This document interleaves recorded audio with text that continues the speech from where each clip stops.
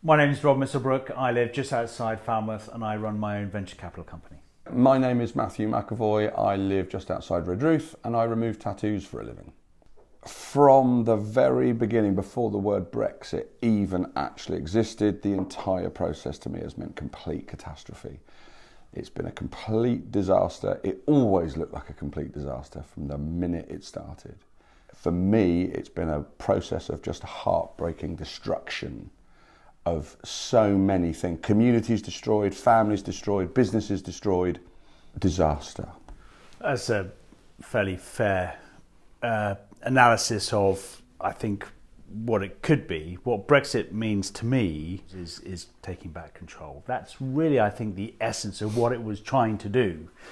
And I think that actually is quite long overdue. I think what we're seeing at the moment in the UK is just the pendulum swinging, snapping back into more of the nation states being in control. Like how it's going and some of its ramifications, I agree, are not ideal at all. Do you feel any irony? Because taking back control has been used quite considerably. Do you feel any irony in the fact that taking back control, we're taking back that control into our parliament?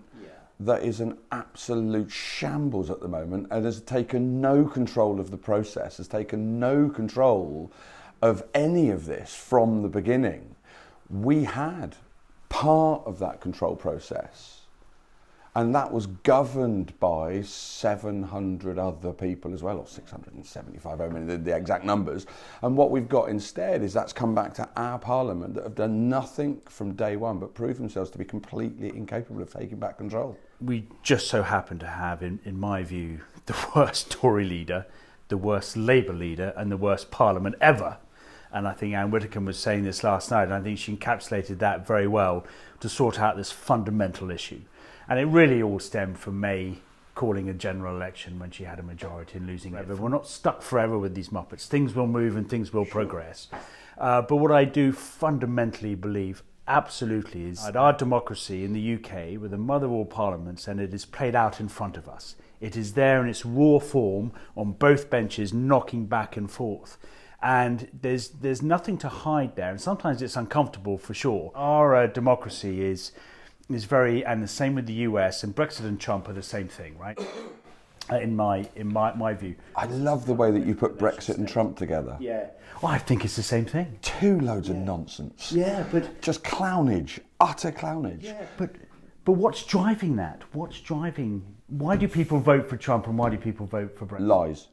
Lies and fear. There is not one. I have yet to meet one single person, actual person.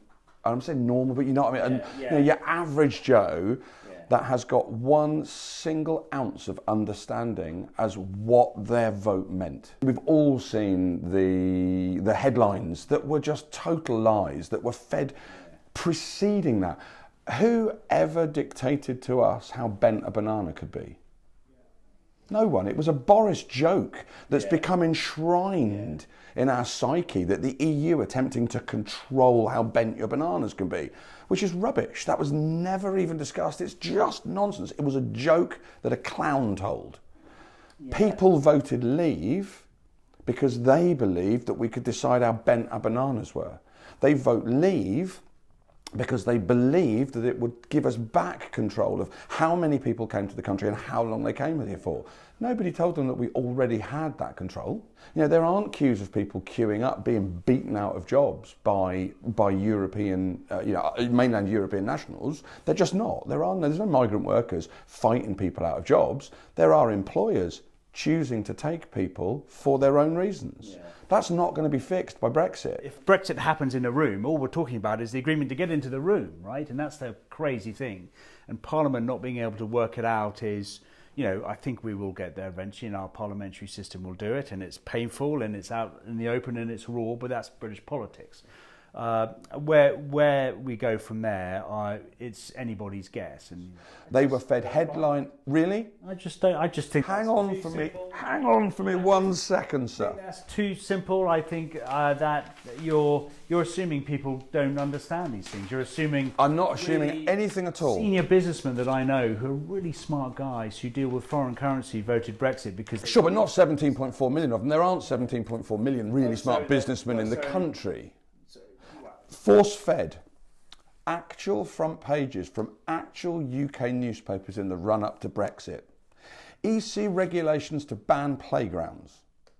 Total lie. Daily Express. But you're assuming people believe this. You're assuming people believe the Daily Mail. Hang on.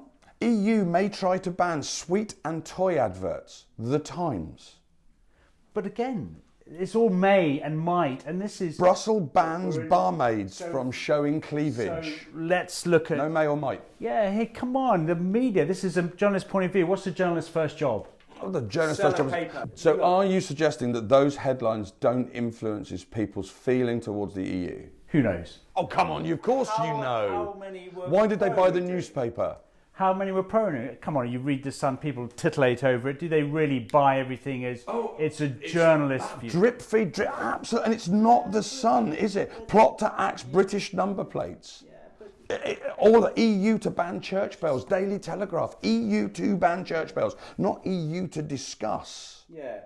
EU to ban. That has to have a drip, drip, drip effect. Look, what effect it has, who knows? Well, I do, and so do you, if you're honest. You know, if you drip information into someone, you know full well. But you're assuming that people... Campaign of hearts and minds, that... This is politics, I mean, you know... No, this is the media. Yeah. EU to stop binge drinking by slapping extra tax on our booze. Yeah. You tell me that when your man on a building site reading The Sun reads that, didn't go, well, stuff that. They're not telling me what I can drink or not. But, you know... Tell me that that's what happened.